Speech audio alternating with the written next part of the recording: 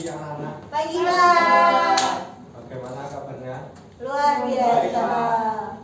Jadi sebelum kita mulai pelajaran pada pagi hari ini, ada baiknya kita berdoa. Saya mau memimpin doa. Saya Pak. Ya, dia. Teman-teman, sebelum kita mulai pelajaran pada pagi hari ini, alangkah baiknya kita berdoa secara Katolik yang lain bisa menyesuaikan. Berdoa dimulai. Salam Maria, penuh rahmat Tuhan sertamu.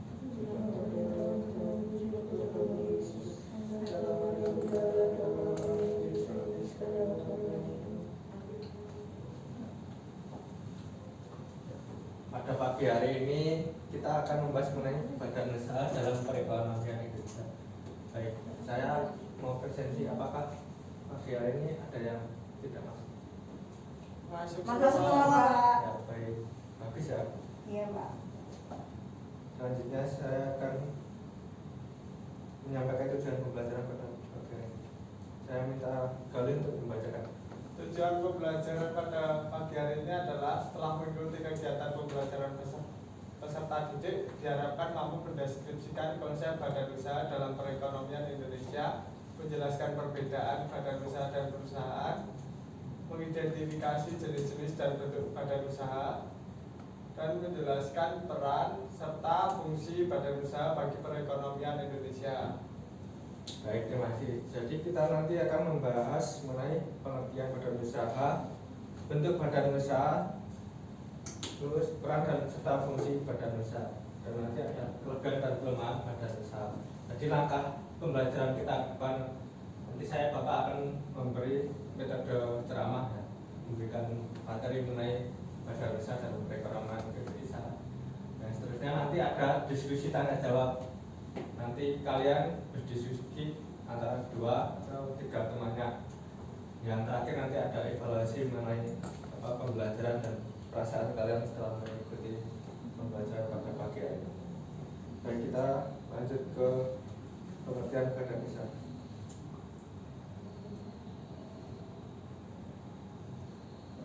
Badan usaha itu satu kesatuan yuridis dan ekonomis yang menggunakan modal dan tenaga kerja untuk mencari keuntungan.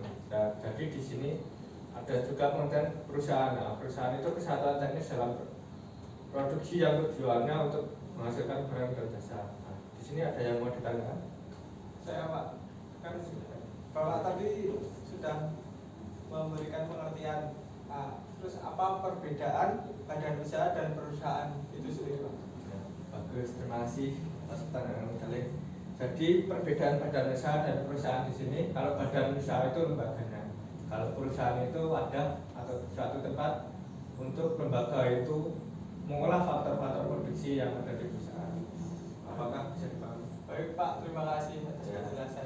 Ya, cukup, terima kasih. Saya lanjutkan. Nah, jadi di sini nanti kita akan membahas apa itu kepemilikan modalnya dari badan usaha itu sendiri, terus bentuk-bentuk badan usaha, fungsi serta peran badan usaha, kelebihan dan kekurangan badan usaha.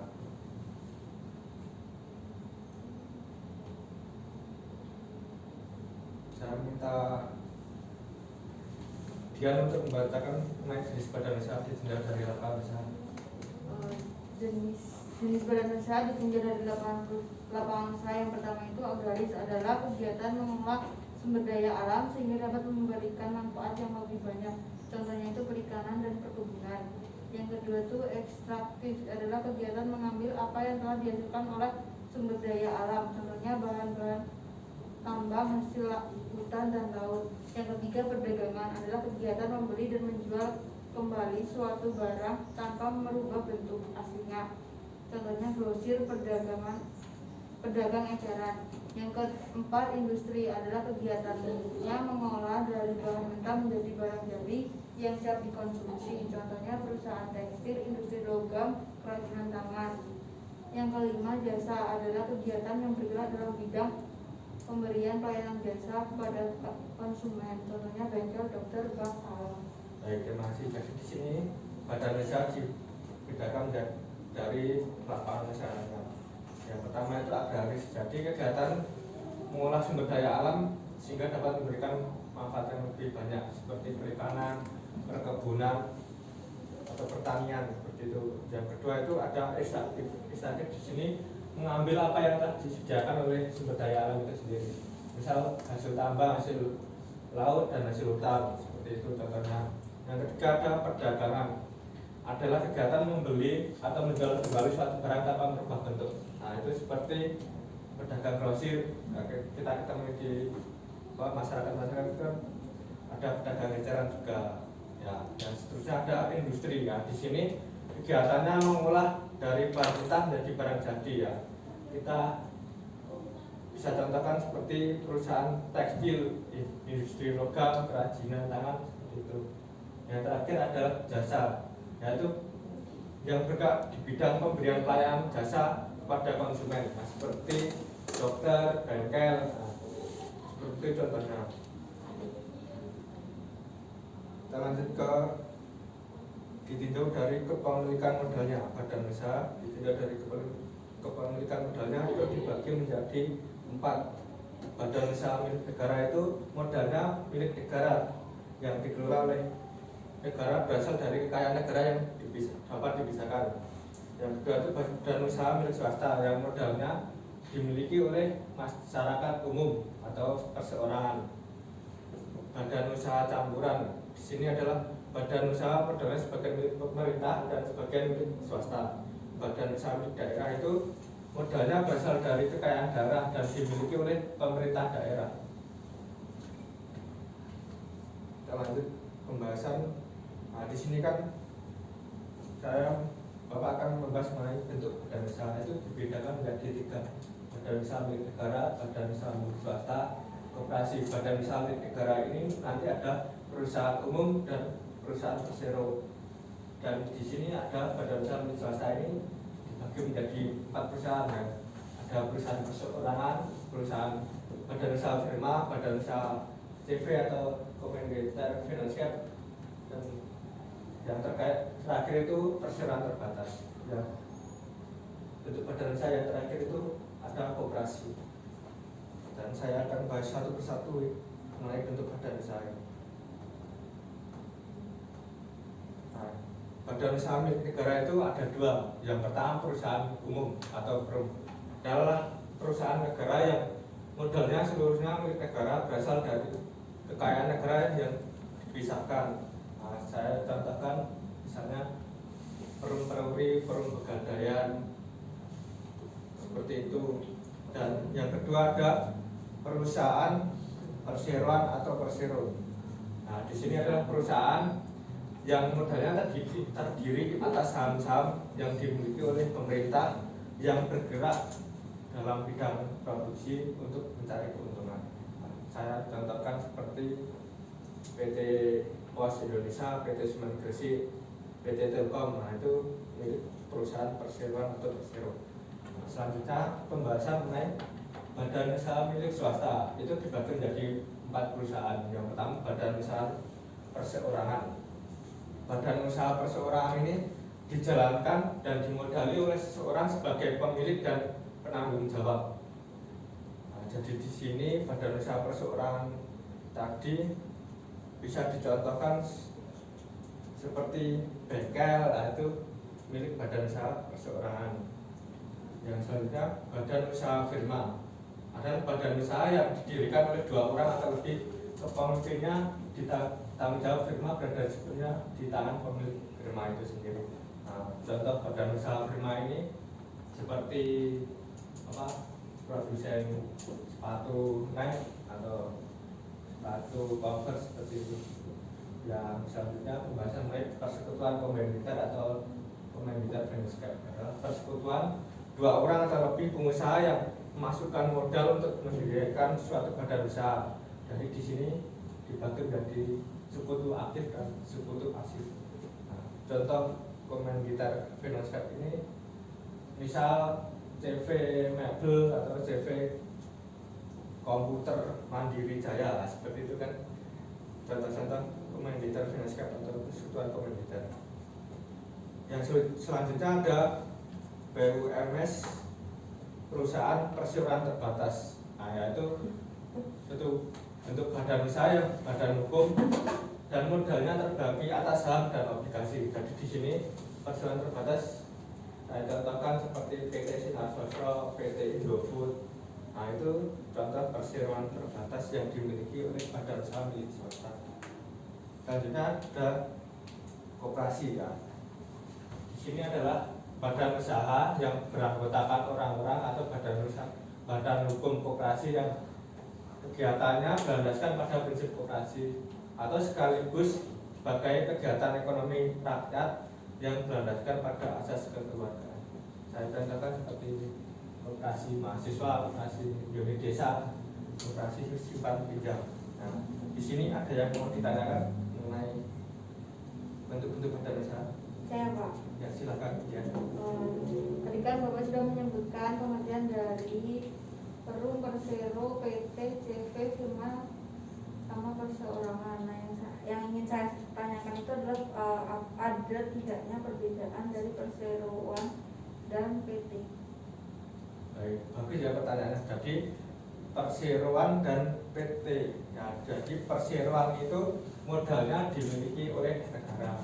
Jadi modalnya itu atas saham-saham pemerintah seperti itu. Kalau perseroan terbatas itu modalnya milik swasta atau bisa sekutu atau 2 orang atau lebih yang bisa memiliki modal.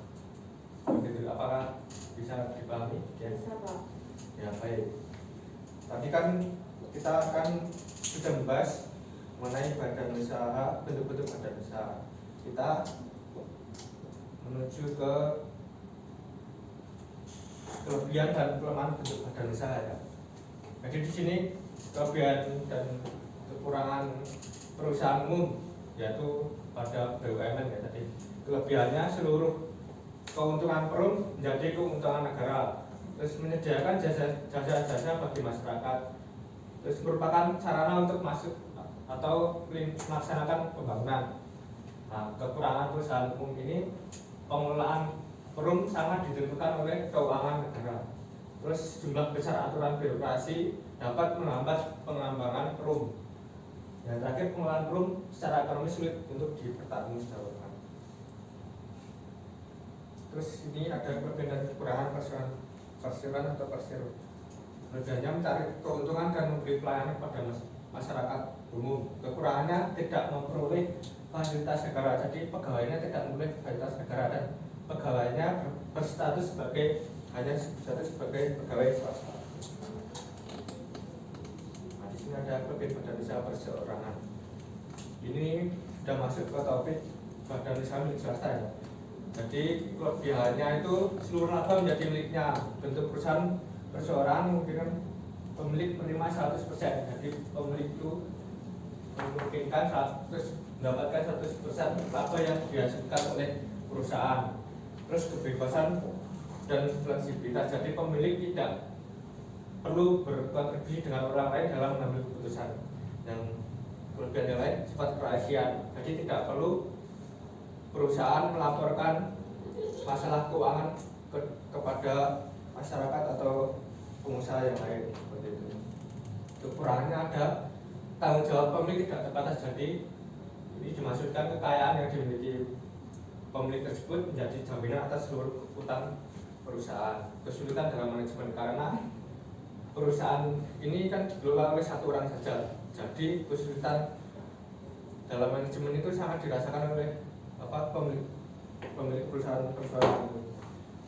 Dan juga kelangsungan usaha itu tidak jamin jika pemilik ini bangkrut atau meninggal. Jadi otomatis perusahaan ini akan berhenti untuk memproduksi barang atau jasa. Dan selanjutnya ada kelebihan dan kelemahan badan usaha prima. Kelebihannya jumlah modalnya lebih besar. Terus kemampuan manajemennya badan usaha lebih besar karena ada pembagian kerja pada para anggotanya. Terus kelemahannya tanggung jawab pemilik tidak terbatas atas seluruh utang perusahaan. Jika salah satu yang membuat kerugian, maka kerugian tersebut harus ditanggung oleh masyarakat atau anggota yang lain. Terus di sini ada kelebihan dan kelemahan masukan komoditas. Kelebihannya modal yang dikumpulkan lebih besar. kemampuan manajemennya lebih besar. Terus kelemahannya ada kelangsungan hidup tidak menentu. Jadi kelemahannya juga ada sulit untuk menarik kembali modal yang sudah ditahan, terutama bagi sekutu pimpinan. Nah, di sini ada kekurangan perseroan, kelebihan dan kekurangan perseroan terbatas. Di sini saya akan membahas kelebihannya dulu. Jadi perseroan terbatas itu kelebihannya kelangsungan perusahaan sebagai badan usaha lebih terjamin karena tidak tergantung pada beberapa pemilik saja. Jadi kelebihan yang selanjutnya mudah untuk memindahkan hak milik dengan menjual saham yang ada kepada orang lain. Kelebihan yang selanjutnya mudah memperoleh tambahan modal untuk memperluas volume usahanya, misalnya dengan menanam atau mengeluarkan saham baru. Seperti itu. Kekurangannya biaya pembentukan relatif tinggi. PT dianggap kurang rahasia dalam hal dapur perusahaan karena di sini segala aktivitas perusahaan itu harus dilaporkan oleh seluruh pemegang saham. Seperti itu. Terus kita menuju ke kelebihan dan kekurangan bentuk badan operasi. Kelebihannya prinsip pengelolaan bertujuan untuk memupuk laba untuk kepentingan anggotanya.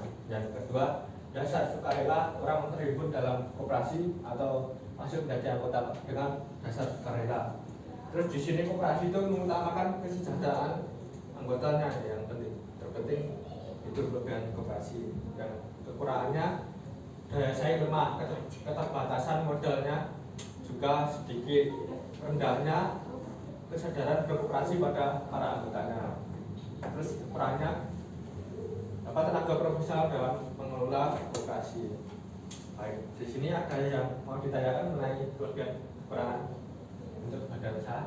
Belum, Pak. Nah, kalau belum, kita lanjut diskusi ya teman-teman. Ya, Pak.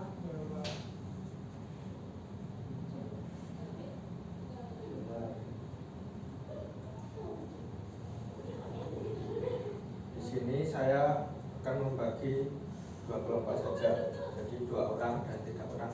Diskusikan mengenai peran badan usaha dan fungsi badan usaha bagi perekonomian Indonesia selama 10 menit cukup. Baik, silakan didiskusikan, nanti dibacakan dan dikumpulkan kepada saya. Kalau ada mau yang ditanyakan, silahkan ke Bapak atau diskusi kelompok. Ayo Pak.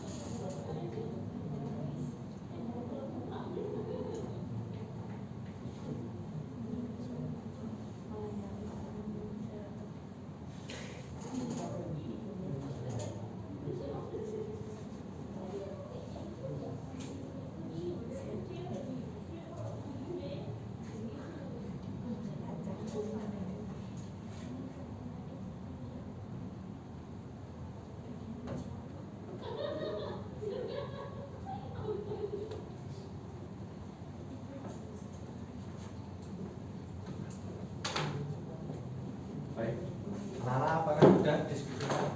Sudah. Jadi saya minta tadi diskusikan menaikkan badan usaha dan fungsi badan usaha. Jadi di sini ada yang mau menyampaikan apa peran badan usaha kelompok mana? Kelompok enggak. Ya silakan kelompok balik. Yang pertama, peran badan usaha bagi perekonomian Indonesia adalah yang pertama, membantu masyarakat dalam penyediaan barang dan jasa yang dibutuhkan masyarakat. Yang kedua, menyediakan lapangan pekerjaan bagi masyarakat. Yang ketiga, membantu usaha kecil seperti UMKM masyarakat. Terus yang keempat, memberikan keuntungan bagi rumah tangga produsen. Yang kelima, melayani kepentingan masyarakat. Ya, bagus. Kita berikan tepuk tangan bagi kelompok Galih dan ya. Jadi peranannya ada untuk membuka lapangan pekerjaan. Terus ada menyediakan lapangan pekerjaan bagi masyarakat. Terus ada memberikan keuntungan baik pada keluarga produsen maupun pada negara untuk kesejahteraan masyarakat. Terus tadi ada badan usaha melayani kepentingan masyarakat dengan pelayanan publik, sehingga di sini ekonomi akan semakin meningkat seiring peningkatan pelayanan masyarakat. Nah, baik, kita lanjut ke diskusi yang sudah kalian diskusikan mengenai fungsi badan usaha. Silakan kelompok Tata, Sini dan Anggun. Jadi fungsi yang pertama itu ada komersial, Pak. Penjelasannya itu badan usaha akan berusaha mencari laba maksimal. Tujuan ini dicapai bila perusahaan mengelola secara optimal semua sumber daya yang dimiliki. Ya, apalagi fungsinya? Ada manajerial, proses perencanaan, pengorganisasian, pengarahan dan pengawasan usaha-usaha anggota serta penggunaan berbagai macam sumber daya agar mencapai tujuan bersama. Lalu ada fungsi operasional, yaitu dalam mengoperasikan perusahaannya, badan usaha perlu memperhitungkan faktor-faktor personalia, pembelajaran, produksi, dan pengorganisasian. Sosial, kegiatan perusahaan secara langsung atau tidak langsung yang dapat dinikmati oleh masyarakat seperti penyediaan lapangan kerja dan perbaikan kualitas lingkungan. Selanjutnya itu ada ekonomi nasional. Perusahaan dapat membantu pemerintah dengan membayar pajak perusahaan. Ya, baik. Bagus ya jawabannya. Kita berikan tepuk tangan. Benar-benar semua jadi jawabannya yang dikatakan kelompok Dian dan kelompok Tata tadi. Jadi di sini fungsi badan usaha yaitu ada 5.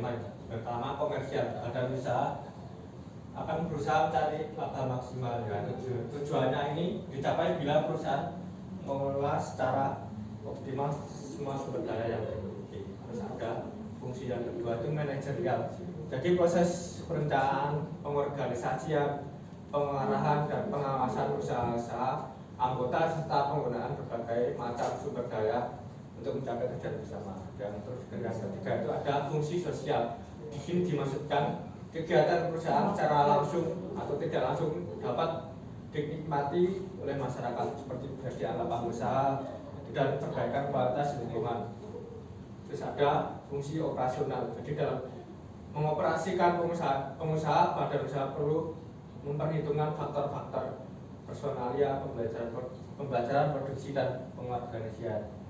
Dan terus fungsi yang terakhir itu ada ekonomi nasional. Jadi perusahaan dapat membantu pemerintah dengan membayar pajak perusahaan seperti itu.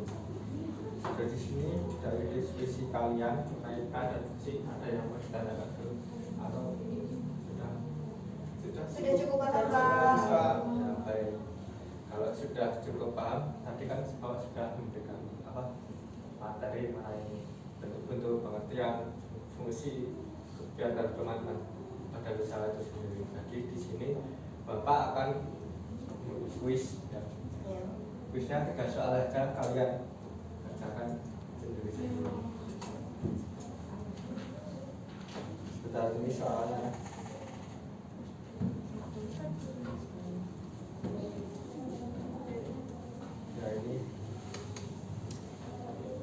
soal saja. Apa yang dimaksud dengan BUMN, apa yang dimaksud dengan BUMS, apa kelebihan perusahaan Perum itu. Silakan kerjakan, saya beri waktu 10 menit.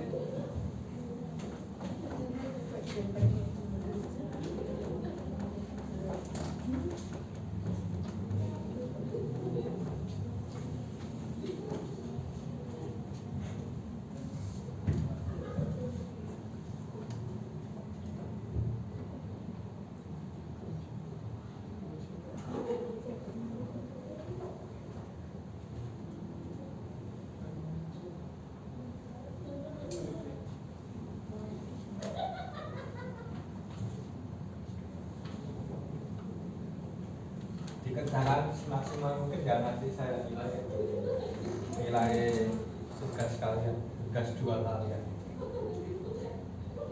untuk membantu nilai UTS kalian. Ya Pak.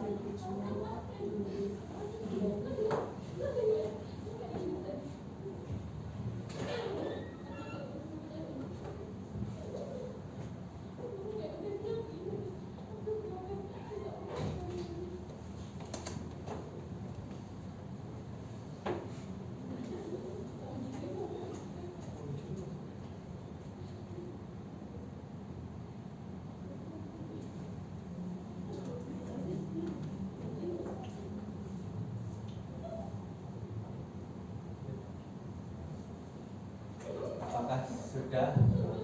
Belum Pak, Ya, belum, masih bingung Pak. saya beri waktu 5 menit lagi. Ya Pak. Berikan contohnya ya, bisa kalau kalian sudah paham mengenai BUMN atau BUMS itu. Ya Pak.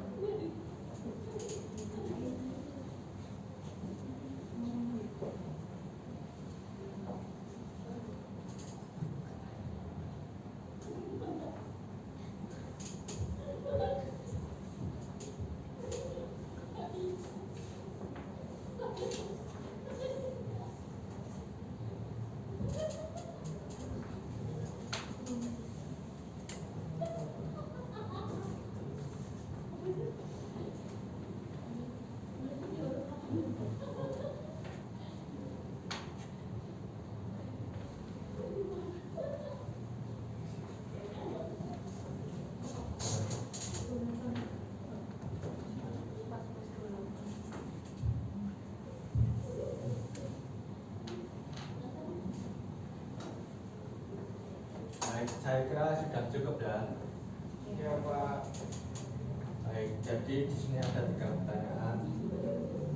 Saya akan membahas satu persatu. Pembahasan yang pertama itu mengenai apa yang dimaksud dengan BUMN serta berikan contohnya perusahaan. Silahkan, ada salah satu yang mau menjawab. Saya Pak. Silakan dia. BUMN itu badan usaha milik negara yang badan usaha yang modalnya dari negara Pak. Contohnya itu seperti PT KAI, PT Telkom, Pertamina, sama PT Pos. Ya, baik, benar, bagus ya.